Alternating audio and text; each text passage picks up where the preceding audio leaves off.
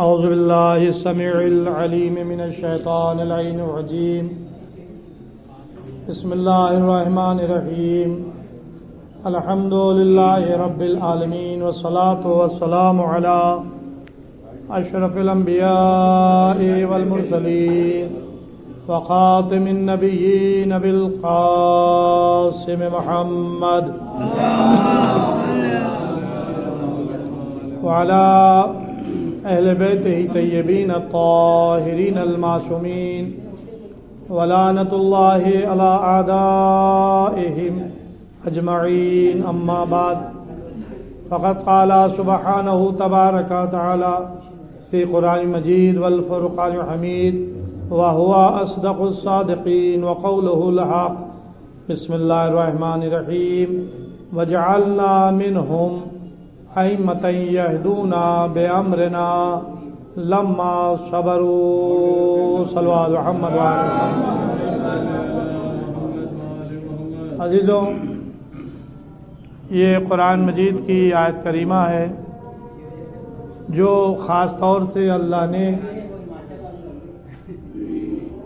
امامت کی شان میں نازل کی ہے،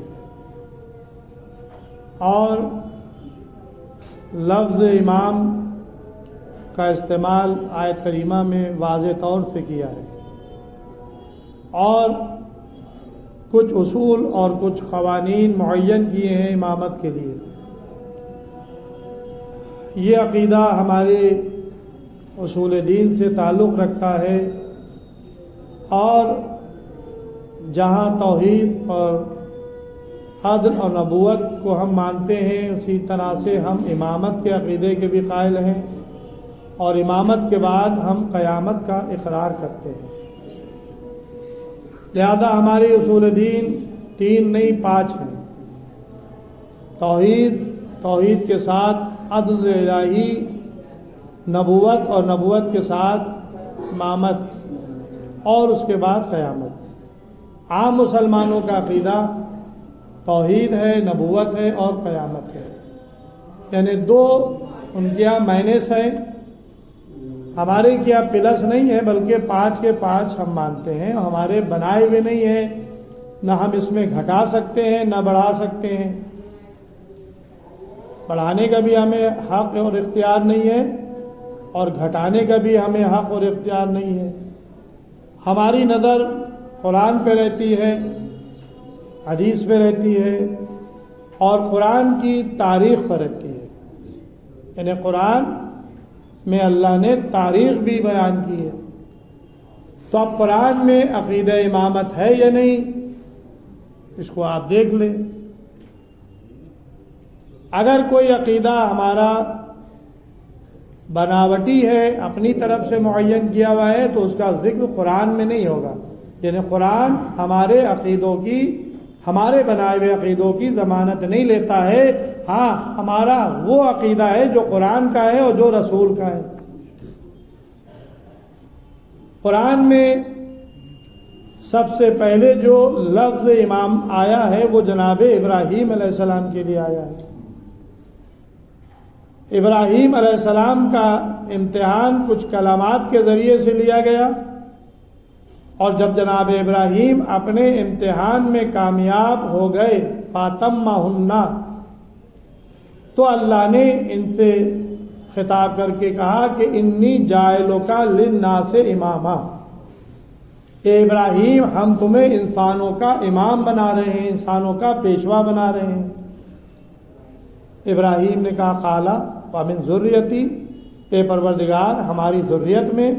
قالا، اللہ نے کہا لا ینال عہد الظالمین، یہ عہدہ ظالمین تک کے نہیں پہنچ سکتا۔ تو اب یہاں پر یہ بات سمجھ میں آ گئی کہ عہدہ خلافت ہو یا عہدہ رسالت ہو یا عہدہ نبوت ہو یا عہدہ امامت ہو، یہ سب منصب الہی ہے، جس کو وہ چاہتا ہے نبی بناتا ہے، جس کو وہ چاہتا ہے رسول بناتا ہے، جس کو وہ چاہتا ہے خلیفہ بناتا ہے، جس کو وہ چاہتا ہے امام بناتا ہے۔ اور یہ اختیار نہ ملائکہ کو دیا گیا اور نہ معصوم نبی کو دیا گیا۔ بھئی جہاں تک خلافت کا مسئلہ ہے تو کیا اللہ نے ملائکہ سے نہیں کہا تھا وَإِذْ قَالَ رَبُّكَ لِلْمَلَائِكَةِ إِنِّي جَاعِلٌ فِي الْأَرْضِ خلیفہ؟ وہ وقت یاد کرو جب اللہ نے ملائکہ سے کہا کہ میں زمین پر اپنا خلیفہ بنانے والا ہوں، تو ملائکہ نے استدعا کی کہ پروردگار ہم تو تیری تحلیل و تصدیق کرتے ہیں، تیری حمد و ثنا کرتے ہیں، ہم میں سے کسی کو بنا لے۔ تو اللہ نے یہ کہہ کر خاموش کر دیا کہ جو میں جانتا ہوں وہ تم نہیں جانتے۔ اب چونکہ ملائکہ معصوم تھے لہذا انہوں نے اللہ سے کٹ حجتی نہیں کی، کہا کہ بے شک جو تو نے ہمیں علم دیا ہے ہم بس وہ جانتے ہیں، اس کے علاوہ نہیں جانتے۔ اور جب اللہ نے جناب آدم کا پتلا بنایا اور جناب آدم کے جسد میں روح ڈالی تو حکم دیا کہ سب کے سب سجدے میں چلے جانا۔ جب میں اپنی روح خاص آدم کے جسد میں پھونکوں تو تم سب کے سب سجدے میں چلے جانا۔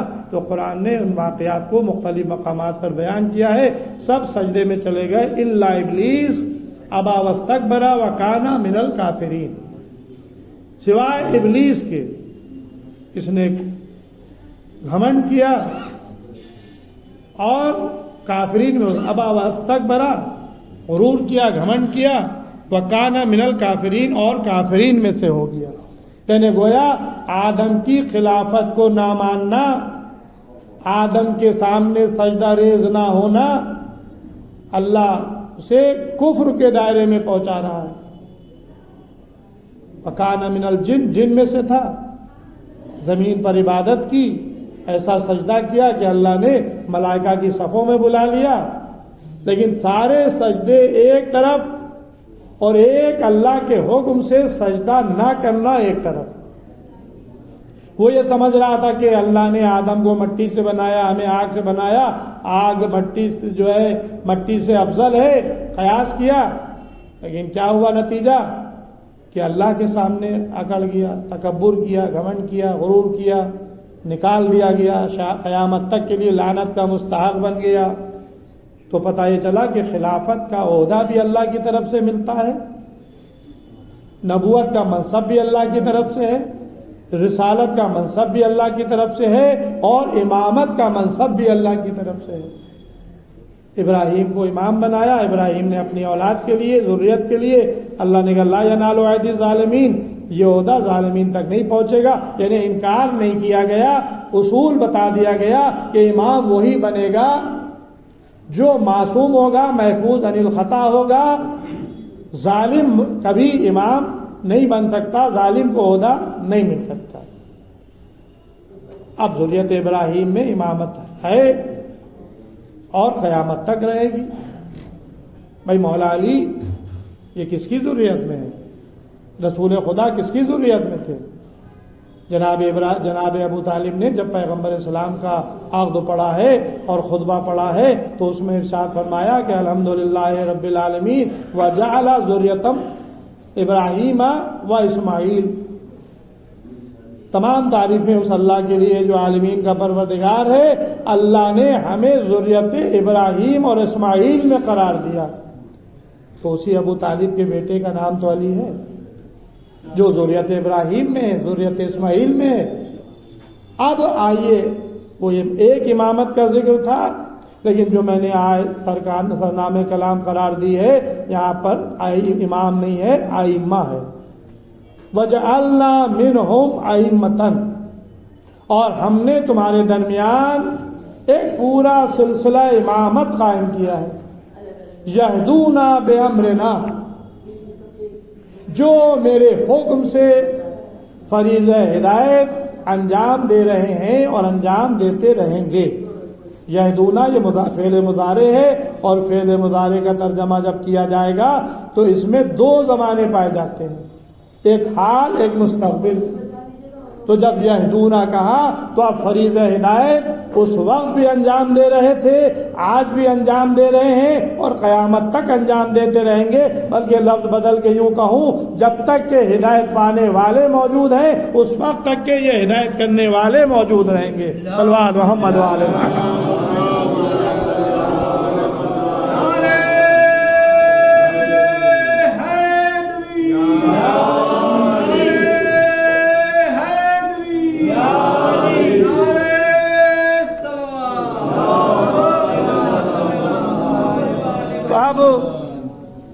وجعلنا منہم ائمۃ، ہم نے تمہارے درمیان ایک پورا سلسلہ امامت قائم کیا ہے۔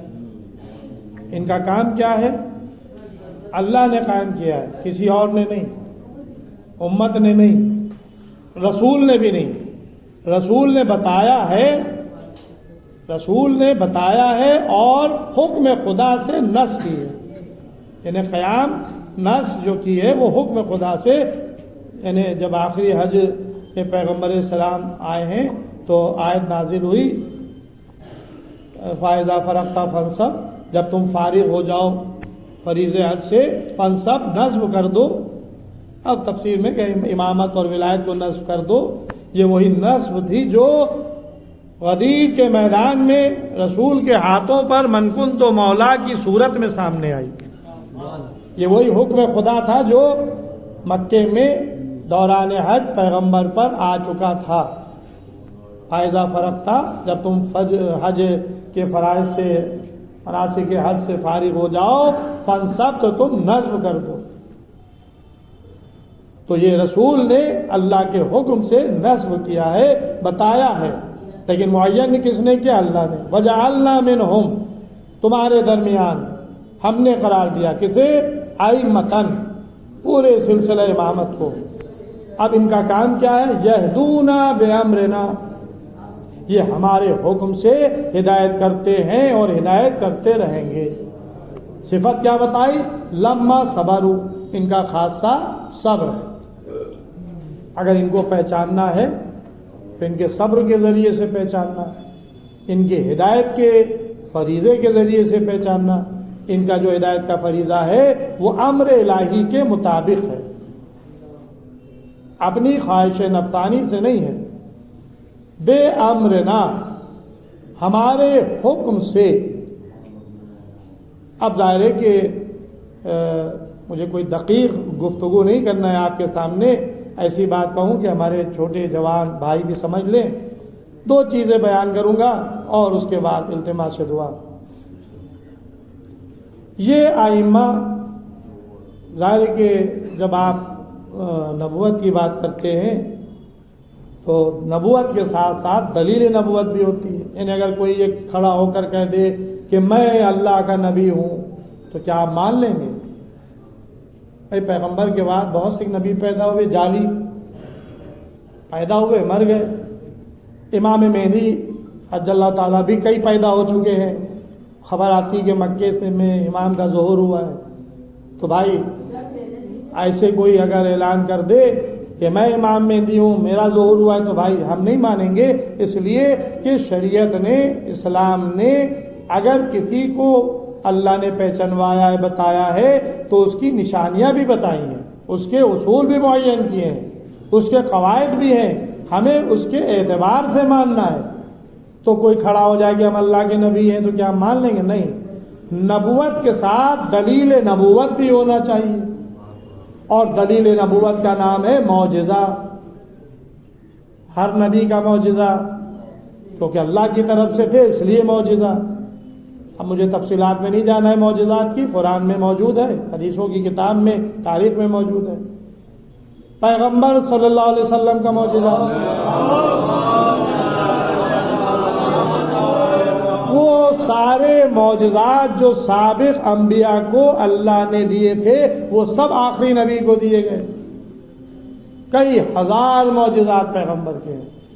علامہ مجلسی نے حیات القلوب میں، جلدوم میں اور بحار الانوار میں بہت سے معجزات کو پیغمبر کی جمع کیا ہے۔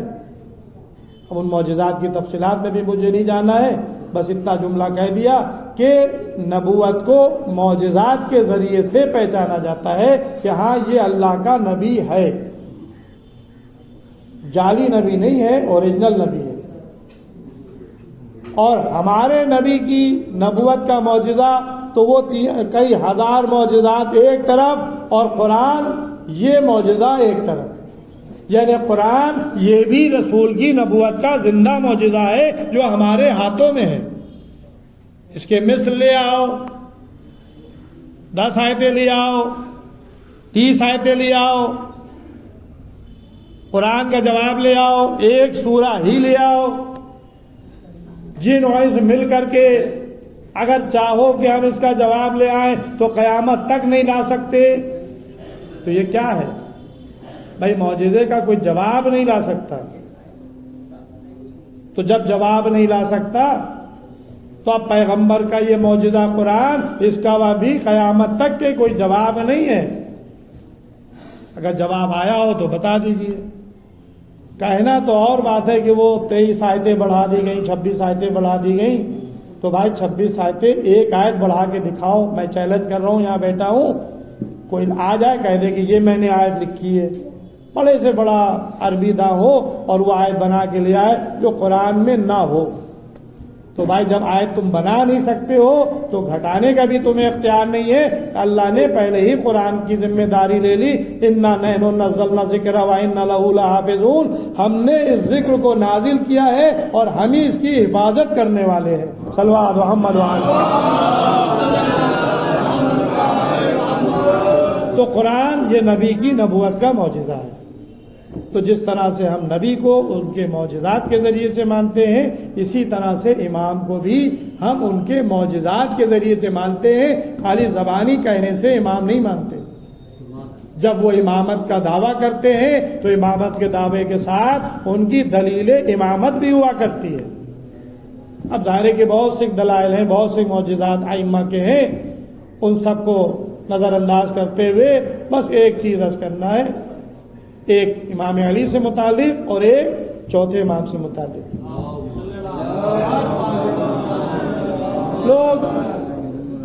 لوگ مولا علی کا امتحان لیتے تھے، کیونکہ مولا علی کا یہ قول تھا کہ میں زمین سے زیادہ آسمان کے راستوں سے واقف ہوں، جو پوچھنا ہے تمہیں پوچھ لو. لیکن لوگ مولا علی کے جملے کو ہضم نہیں کر پاتے تھے، لہذا امتحان لیتے تھے کہ واقعی میں مولا علی جانتے ہیں غیب کی چیزوں کو یا نہیں جانتے ہیں. تو لہذا مولا علی کے دور خلافت میں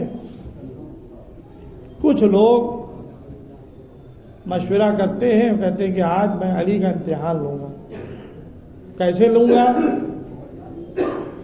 ایک نوجوان کو تیار کیا، بھائی تھوڑی دیر کے لیے مردہ بن جاؤ، تم کو ہم ایک صندوق میں لٹائیں گے، کپڑا ڈال دیں گے. اور اس کی ماں کو بھی تیار کیا. کتنی سخت دل ماں تھی کہ بیٹے کو مردے کی شبیہ بنا کے لے چل رہی ہے علی کے سامنے. بس تم یہ کہہ دینا یا علی میرا بیٹا، جوان بیٹا مر گیا ہے، آپ اس کی نماز جنازہ پڑھا دیں. ظاہر ہے کہ ہم مولویوں کے پاس اگر کوئی آئے کہ آپ کو نماز جنازہ پڑھانا ہے تو ہم کہیں ٹھیک ہے بھائی، ہم چل کے پڑھا دیں گے. تو انکار تو نہیں کریں گے، نماز جنازہ ہو جائے گی. اب علی جیسے امام کے سامنے جب کوئی آئے تو ظاہر ہے کہ وہ تو جانتا ہے کہ زندہ کون ہے اور مردہ کون ہے. ہم اگر ہمارے پاس کوئی آئے تو ہم اگر زندہ بھی کوئی ہوگا تب بھی نماز جنازہ پڑھا دیں گے، اس لیے کہ ہم کو معلوم ہی نہیں ہے. لیکن علی جو ہے وہ تو جانتے ہیں، ہر چیز کے بارے میں ان کو علم ہے، لہذا ان سے کوئی چیز پوشیدہ نہیں ہے. یا علی میرا جوان بیٹا مر گیا ہے، نماز جنازہ پڑھا دے. 3 دفعہ اس نے کہا اور علی خاموش رہے. لیکن جب 3 دفعہ وہ کہہ چکی تو علی کھڑے ہو گئے اور کہا کہ آؤ اس میت کی نماز پڑھ لیں. اللہ اکبر. مولا علی نے نماز جنازہ پڑھا دی. اب جو نماز جنازہ ختم ہوئی تو وہ لوگ جو پلاننگ بنا کے آئے تھے وہ آگے نکل آئے سینہ چوڑا کرتے ہوئے. یا علی تم تو بڑے دعوے کرتے تھے کہ ہم زمین سے زیادہ آسمان کے راستوں سے واقف ہوں اور تم کو یہ نہیں معلوم کہ اس صندوق میں زندہ ہے یا مردہ ہے.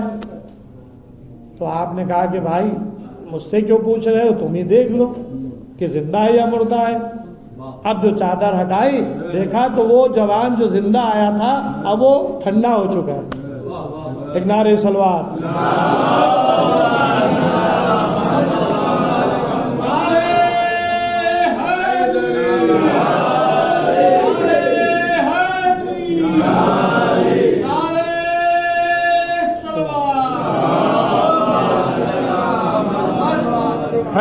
چکا ہے، مر چکا، زندہ آیا تھا اور نماز جنازہ ہوئی، مردہ ہو گیا۔ اب جو ظاہر کے چہرے اتر گئے، یہاں تو معاملہ ہی الٹا ہو گیا، ہم تو آئے تھے علی کا امتحان لینے اور یہ زندہ مردہ ہو گیا، اب ہم یہ اس کی ماں تو ہمارے گلے پڑ جائے گی۔ تو ظاہر ہے کہ وہ ان کے گلے نہیں پڑی، وہ علی کے گلے پڑ گئی۔ وہ جانتی تھی کہ جس علی نے ہمارے جوان بیٹے کو مردہ بنایا ہے وہی علی اس کو زندہ بھی کر سکتے ہیں۔ قدموں پر گر پڑی، یا علی مجھ سے غلطی ہو گئی، میں ان کے بہکانے میں آ گئی، میں تو اپنے جوان بیٹوں کو لے کے آئی تھی اور یہ لوگ آپ کا امتحان لینے آئے تھے، میں زندہ لائی تھی اور زندہ لے جاؤں گی۔ تو اب ظاہر ہے کہ علی تو ظلم کسی کے ساتھ پسند ہی نہیں کرتے کہ کسی جوان کا بیٹا جو ہے وہ اس طرح سے مر جائے، لیکن علی نے امتحان میں بتا دیا کہ دیکھو میرا امتحان نہ لو، ہم زمین کے راستوں سے بھی واقف ہوں، آسمان کے بھی، اور اس جس کو تم لائے تھے اس سے بھی میں واقف تھا کہ یہ زندہ ہے، لیکن اس کی ماں کے اصرار پہ میں نے نماز جنازہ پڑھائی، اور جب میں نے نماز جنازہ پڑھائی تو میں مردہ کی پڑھاتا ہوں، زندہ کی نہیں پڑھاتا۔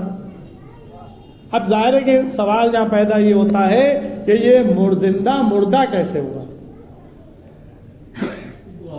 بھائی تلوار چلی نہیں، زہر دیا نہیں گیا، گلا گھونٹا نہیں گیا، مارا نہیں گیا، زندہ لٹا کے لائی اور علی نے صرف نماز پڑھائی اور وہ مردہ تھا۔ تو یہ زندہ مردہ کیسے ہوا؟ بس اس راز کو آپ سمجھ لیں۔ قرآن میں ایک آیت ہے سورہ یاسین کی آخری آیتوں میں، وہ آیت کیا ہے؟ انما امرہ اذا اراد شیئا ان یقول له کن فیکون۔ انما امرہ، اس کے امر کی شان یہ ہے کہ جب وہ کسی شے کا ارادہ کر لیتا ہے اور کہہ دیتا ہے ہو جا تو وہ شے فوراً ہو جاتی ہے۔ یعنی اللہ کے امر کی شان کیا ہے؟ ارادہ۔ ارادہ جب تک کہ علی نے ارادہ نہیں کیا تھا وہ جوان زندہ تھا، اور جب علی نے ارادہ کیا کہ آؤ اس میت کی نماز پڑھ لے تو ادھر لفظ میت علی کی زبان پر آیا، وہ زندہ مردے میں تبدیل ہو گیا، تب علی نے نماز جنازہ پڑھائی۔ تو یہ قرآن نے اختیار کسے دیا ہے؟ صاحبان امر کو۔ یہ کون ہے؟ یہ 12 امام صاحبان امر ہیں۔ یا ایھا الذین آمنوا اطیعوا اللہ واطیعوا الرسول واولی الامر منکم، سورہ نساء کی 29ویں آیت کریمہ۔ یا ایھا الذین آمنوا، اے صاحبان ایمان، اطیعوا اللہ، اطاعت کرو اللہ کی، واطیعوا الرسول واولی الامر منکم، اور اطاعت کرو رسول کی اور جو تم میں صاحبان امر ہیں۔ صاحبان امر مولا علی سے لے کر آخری امام تک یہ 12 امام صاحبان امر ہیں۔ اللہ اور رسول کی اطاعت کے بعد اگر کسی کی مطلقاً اطاعت واجب ہے تو وہ 12 امام ہیں جن کی اطاعت انسانوں پر بھی ہے، جناتوں پر بھی ہے اور ملائکہ پر بھی ہے۔ صلو علی محمد وعلی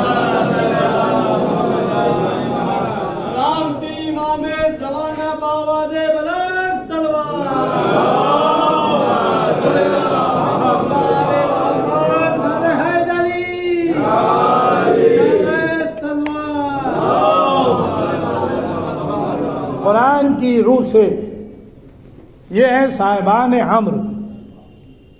اور امر الہی کی شان کیا ہے کہ جب کسی شے کا ارادہ کر لے اور کہہ دے ہو جا تو پس وہ فوراً ہو جاتی ہے۔ تو مولا علی نے ارادہ کیا، فوراً ہو گئی۔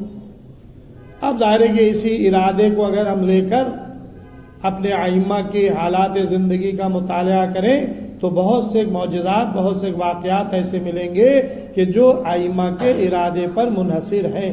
جو انہوں نے ارادہ کیا وہ ہو گیا۔ بس میں نے وعدہ کیا تھا کہ 2 واقعے بیان کروں گا، ایک واقعہ ہو گیا، ایک واقعہ ہمارے چوتھے امام سے متعلق ہے جس کا نام نامی علی ہے۔ علی باپ حسین علیہ السلام ابن علی، ماں جناب شہر بانو یزدگرد ایران کے بادشاہ کی بیٹی، وہ ہے چوتھے امام کی والدہ ماجدہ، اور تیسرے امام کے بیٹے ہیں، اور علی بن ابی طالب علیہ السلام کے پوتے ہیں۔ آپ کی ولادت باسعادت 15 جمادی اولی سن 38 ہجری دور خلافت امیر المومنین علی ابن ابی طالب علیہ السلام میں آپ مدینہ منورہ میں پیدا ہوئے، اور سن 95 ہجری تک آپ حیات رہے۔ کربلا کے واقعے میں آپ کی عمر تقریباً 22 سال کی تھی۔ حسین نے اپنے اس بیٹے کا نام بھی علی رکھا تھا، اور اس کے پیچھے بھی تاریخ ہے۔ مولا علی نے مولا حسین علیہ السلام نے اپنے ہر بیٹے کا نام کیوں رکھا، اس کی وجہ یہ تھی کہ اس زمانے میں لوگ اپنے بیٹوں کے نام علی کے نام پہ رکھنا چھوڑ دیا تھا۔ اتنا زیادہ مولا علی کے خلاف پروپیگنڈا معاویہ شام کی حکومت کر رہی تھی، اور 70,000 ممبروں سے سب و شتم علی علیہ السلام پر کیا جا رہا تھا، جس کا ذکر صلح امام حسن علیہ السلام میں آیا ہے کہ میرے باپ پہ جو سب و شتم ہو رہی ممبروں سے اس کو روکا جائے۔ لہذا مولا حسین نے یہ عہد کیا تھا، میرا جو بیٹا پیدا ہوگا میں اس کا نام علی رکھوں گا۔ علی اکبر، علی اوسط، علی اصغر، علی ابن الحسین، سب بیٹوں کے نام علی پہ رکھے۔ تو نام علی، لقب سید سجاد، زین العابدین، سید صابرین۔ ظاہر ہے کہ یہ سب القاب جو ہیں ہمارے چوتھے امام کے ہیں، جبکہ ہر ایک سجدہ کرنے والا تھا، لیکن چوتھے امام کا لقب سید سجاد پڑا، بہت زیادہ سجدہ کرنے والے۔ زین العابدین، عبادت کی زینت۔ جب چوتھے امام علیہ السلام سے کہا گیا مولا کچھ عبادت میں کمی کیجئے، یہ آپ کا جسم اتنا لاغر ہو گیا ہے کہ اگر ہوا کا تیز جھونکا چلتا ہے تو جسم لرزنے لگتا ہے، کانپنے لگتا ہے۔ تو چوتھے امام نے کہا کہ بیٹا محمد ذرا وہ صحیفہ تو لے کے آؤ جس میں میرے جد کے حال لکھے ہوئے ہیں، عبادت کا حال لکھا ہوا ہے۔ پانچویں امام گئے، صحیفہ لے کے آئے، چوتھے امام نے صحیفہ کھولا، پڑھا، کہا کہ اللہ اکبر، کون اتنی عبادت کر سکتا ہے جتنی عبادت میرے جد امیر المومنین کرتے تھے۔ یعنی جس کا لقب سید سجاد ہو، جس کا لقب زین العابدین ہو، لیکن وہ اپنے جد امیر المومنین کی عبادت پر فخر کر رہا ہے۔ بس عزیزوں، ایک شخص جو ہر سال حج کے لیے آتا تھا، حج سے فارغ ہو کر وہ مدینے آتا تھا، چوتھے امام سے ملاقات کرتا تھا۔ ایک سال جب وہ حج پہ چلنے لگا، تحفے لے کے جاتا تھا۔ اب ظاہر ہے کہ اگر کسی کے دوست احباب ہوتے ہیں تو وہ اس کے لیے تحفے لے کر جاتے ہیں، اور نہ کہ امام وقت۔ تو یہ جب چلتا تھا گھر سے کچھ تحفے لے کے چلتا تھا کہ میں اپنے امام کے لیے تحفہ لے جا رہا ہوں۔ ایک سال اس کی بیوی نے ٹوک دیا، ہر سال تم امام کے لیے تحفے لے کے جاتے ہو، لیکن آج تک تمہارے امام نے کبھی تمہیں کوئی تحفہ نہیں دیا۔ اس نے فوراً اپنی زوجہ کو جھڑک دیا، کہا کہ خاموش، تو نے میرے امام کے متعلق یہ کہا۔ امام کو خبر ہو گئی ہوگی، یعنی معرفت امام رکھتا تھا، جانتا تھا امام دنیا کے کسی بھی حصے میں ہو لیکن وہ ہر شے کے بارے میں جانتا ہے، کہاں کیا ہو رہا ہے، کیا کوئی گفتگو کر رہا ہے، کیا عمل کر رہا ہے، یہ امام وقت جانتا ہے۔ اس نے فوراً زوجہ کو جھڑکا، کہا کہ خاموش رہے، تو نے یہ بات کہی، میرے امام کو اس کی خبر ہو گئی ہوگی۔ چلا، حج کیا، حج سے فارغ ہوا، مدینے آیا، امام کی خدمت میں پہنچا، امام نے اس کا استقبال کیا۔ ہر ایک مہمان تھا، پردیسی تھا، دسترخوان بچھوا دیا، کھانا آ گیا، امام اس کے ساتھ بیٹھ گئے، کھانا تناول فرمایا۔ جب کھانے سے فارغ ہو گیا تو امام نے ایک آفتابہ منگایا، تشت اور آفتابہ پانی، اور امام نے کہا کہ میں تمہارے ہاتھ دھلاؤں گا۔ ظاہر ہے کہ یہ مہمان نوازی کا انداز ہے کہ اگر کوئی مہمان آئے تو مہمان نواز مہمان اپنے آنے والے مہمان کے ہاتھ دھلائے۔ امام نے اس عمل کو چاہا کریں، لیکن اس نے کہا کہ مولا نہیں، یہ نہیں ہو سکتا کہ میرے ہاتھ آپ دھلائیں، میں آپ کے ہاتھ دھلاؤں گا۔ آفتابہ امام کے ہاتھ سے لے لیا اور تشت میں امام کے ہاتھوں پر پانی ڈالنا شروع کیا، پانی امام کے ہاتھوں سے مست ہو کر تشت میں گر رہا تھا۔ جب تشت میں کچھ پانی اکٹھا ہو گیا تو امام نے پوچھا کہ بھائی اس میں کیا ہے؟ کہا کہ مولا آپ کے ہاتھوں کا دھون ہے۔ کہا کہ غور سے دیکھو اس میں تو یاقوت سرخ ہے۔ ادھر امام کی زبان پر یاقوت سرخ آیا، پانی نے اپنی ماہیت بدل دی، یاقوت سرخ میں تبدیل ہو گیا۔ پھر پانی ڈالا، کہا کہ اب دیکھ کیا ہے؟ کہا کہ پانی، کہا کہ نہیں اس میں سفید موتی ہیں۔ پھر پانی ڈالا، کہا کہ اب دیکھ کیا ہے؟ کہا کہ پانی، کہا کہ نہیں زبرود سبز ہیں۔ یعنی ایک پانی جو ہاتھوں سے مس ہو کر تشت میں گر رہا تھا، امام ارادہ کرتے جاتے تھے، پانی اپنی ماہیت بدلتا جاتا تھا، کبھی وہی پانی یاقوت سرخ میں بدلا، کبھی وہی پانی سفید موتی میں بدلا، کبھی وہی پانی زمرد سبز میں بدلا۔ صلو علی محمد امام نے کہا کہ لے یہ ہماری طرف سے اپنی زوجہ کو تحفے میں دے دینا۔ قدموں پر گر پڑا، مولا میں تو پہلے ہی سمجھتا تھا کہ میری زوجہ نے گستاخی کی ہے، آپ کو اس کی خبر ہو گئی ہوگی۔ یہ جواہرات لے کر وطن آیا، زوجہ سے کہا دیکھ میں نہیں کہتا تھا کہ امام کو خبر ہو گئی ہوگی، یہ تجھے امام نے تحفہ دیا ہے۔ وہ جواہرات، امام کے ہاتھوں کا دھون، اب آپ دیکھ لیں کہ امام زین العابدین جس کے ہاتھوں میں ہتھکڑیاں بن چکی ہوں، لیکن اس کے ہاتھوں کا دھون وہ ہے جو جواہرات میں بدل رہا ہے، جواہرات میں۔ اب اس کے دل میں للک پیدا ہو گئی امام کی زیارت کی، ابھی تک اس خاتون نے امام کو دیکھا نہیں تھا۔ کہا کہ اب کی جب تم حج کے لیے چلنا تو مجھے بھی اپنے ساتھ لے جانا۔ یہاں تک سال بھر گزرا، ایام حج قریب آیا، اب یہ میاں بیوی دونوں تیار ہو گئے، آئے فریض حج کو ادا کیا، مدینے آئے، مدینے سے کچھ فاصلے پر یہ تھے، وہاں اس کی زوجہ بیمار پڑ گئی، اور ایسی بیمار ہوئی کہ وہیں اس کا انتقال ہو گیا۔ اب یہ کیا کرے؟ کہ بیوی کو لے کر آئے تھے، امام کی خدمت میں جا رہے تھے، اور یہ بیمار پڑی اور انتقال ہو گیا، اب کریں کیا؟ یہ اس نے جنازے کو وہیں چھوڑ دیا، جس صورت سے بھی چھوڑا ہو، بہرحال جنازے کو وہیں چھوڑا، اور یہ خود مدینے میں داخل ہوا، امام کی خدمت میں آیا، کہا کہ مولا میری زوجہ آپ کی زیارت کے لیے آ رہی تھی، راستے میں بیمار پڑی، اس کا انتقال ہو گیا، میں اس کے جنازے کو چھوڑ کر آ رہا ہوں۔ امام نے 2 رکعت نماز پڑھی، دعا کی، کہا کہ جا اپنی زوجہ کے پاس واپس۔ اب جو یہ واپس آیا تو کیا دیکھا کہ اس کی زوجہ زندہ بیٹھی ہوئی ہے۔ کہا کہ میں تجھے مردہ چھوڑ کر گیا تھا، یہ تو زندہ کیسے ہوئی؟ اب دیکھیں آپ، وہ تھے جد علی ابن ابی طالب جو زندے کو مردہ، مردے کو زندہ کر رہے تھے۔ یہ ہمارے چوتھے امام علی ابن الحسین جو مردے کو زندہ کر رہے ہیں، اور ملائکہ ان کے حکم کو مان رہے ہیں۔ یہ کہتی ہے کہ جب ملک الموت میری روح کو لے کر جا رہا تھا، راستے میں ایک جوان ظاہر ہوا، اس نے حکم دیا کہ اس کی روح اس کے جسم میں واپس کر دے۔ حکم خدا سے روح قبض کی جاتی ہے، اور حکم امام سے روح واپس ہوتی ہے۔ کہا کہ اعتراض نہ کرنا، جن ملائکہ پر اللہ کی اطاعت واجب ہے انہی ملائکہ پر اور رسول اور ائمہ اولی الامر کی اطاعت بھی واجب ہے۔ روح قبض کرنا بھی ان کا کام ہے اللہ کے حکم سے، اور روح کا واپس کرنا بھی ان کا کام ہے امام کے حکم سے۔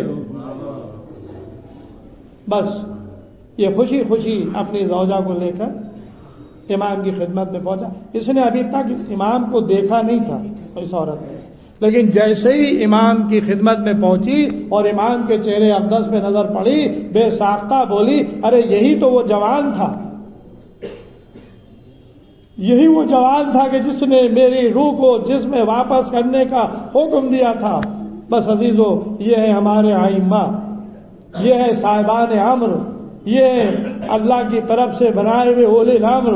ان کی اطاعت اللہ کی اطاعت کے بعد ہم پر واجب ہے، فرض ہے۔ بس عزیزو، میں نے اپنی گفتگو کو تمام کیا۔ جس طرح سے امام اپنے چاہنے والوں کا خیال رکھتے ہیں، امام اپنے چاہنے والوں کو دنیا میں بھی نوازتے ہیں، آخرت میں بھی نوازتے ہیں۔ آئیے ہم سب مل کر کے بارگاہ الہی میں دعا کریں۔ خداوند عالم